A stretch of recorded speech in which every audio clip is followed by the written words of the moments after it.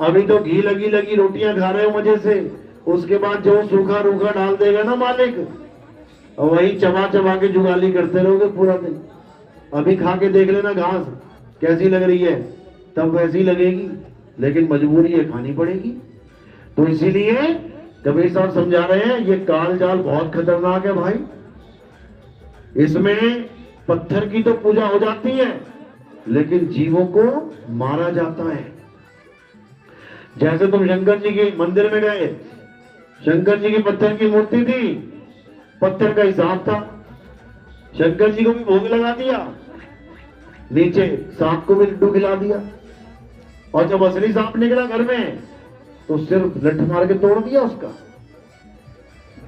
गणेश जी के मंदिर में गए तो गणेश जी को लड्डू खिलाया, साथ में चूहे को भी खिला दिया, और जो घर में जीवित चूहा है उसे लड्डू में जहर देके खिला दिया।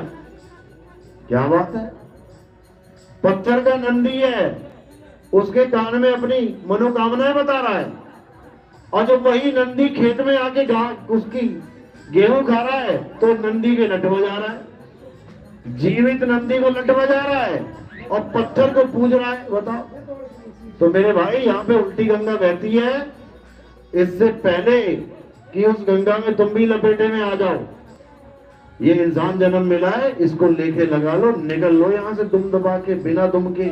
अभी दुम नहीं है, फिर भी कहते हैं दुम दबा के भाग जाओ, समझ लो। इसीलिए कहते हैं कि अगर नहीं भागे फिर असली वाली दुम आएगी। मंदिर, मस्जिद, गुरुद्वारे, ये हमारा पहला कदम है भक्ति की तरफ। हम पहली बार बचपन में मंदिर में जाते हैं अपने माता पिता के साथ, वो हमारी पहली पढ़ाई है। हम मस्जिदों में चले जाते हैं जब हम मुसलमान परिवार में पैदा हो गए, तो वहां पर हम कलमा पढ़ लेते हैं, 5 टाइम की नमाजें पढ़ते हैं, वो हमारी पहली पढ़ाई है। हम चर्च चले जाते हैं, गुरुद्वारे चले जाते हैं, जैसा वहां कराया जाता है वैसा करते हैं, ये हमारी पहली पढ़ाई है। लेकिन यहां तक रुक नहीं जाना है, जरूरी तो है ये करना, लेकिन यहां रुकना नहीं है, इससे आगे बढ़ना है। और आगे बढ़ के कहां पहुंचेंगे? अपनी आत्मा तक। इसी का भेद समझाया जा रहा है गीता में कि अर्जुन, जो अपने जीवन काल में अपनी आत्मा को जान लेते हैं, उस आत्मा में स्थित हो जाते हैं, वो स्थित प्रज्ञ कहलाते हैं। वही हैं जो भव सागर, भव बंधन को तोड़ सकते हैं। बाकी सब माया के द्वारा नाना प्रकार की योनियों में भटकते हुए अपना जीवन बिताते हैं इसी संसार में। देखो, खेतों में गेहूं खड़ा है, एक एक दाने में जीव है, एक एक दाने में। देखो कितने पेड़ पौधे, नाना प्रकार के छोटे छोटे जीवाणु, विषाणु, कीटाणु, सब में जीव बैठा हुआ है। अनंतों जीव, अनंतों, गिनती भी नहीं गिन पाओगे, इतने जीव हैं। सब लाइन में लगे हैं बेचारे 84 में। एक की भी मुक्ति नहीं हो पा रही है कि एक जीव भी मुक्त हो जाए।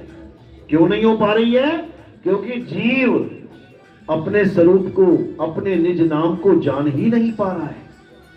ये जीव बन के पैदा हुआ, जीव बन के ही दुनिया छोड़ के जा रहा है, ये जीव से कभी पीव नहीं हो पा रहा है। इसीलिए साहिब ने कहा, बहुबंधन में बांधिया एक बेचारा जीव, और केवल छूटे आपने जो न छुड़ाए पीव।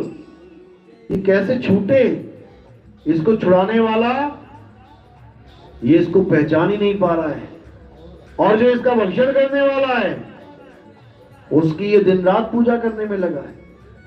साहिब समझा रहे हैं, जो भक्षक तहां ध्यान लगाई, और जो रक्षक उसे चीन न पाई। शरीरों की पूजा में लगा हुआ है, शरीर क्या कर रहे हैं? भक्षणी तो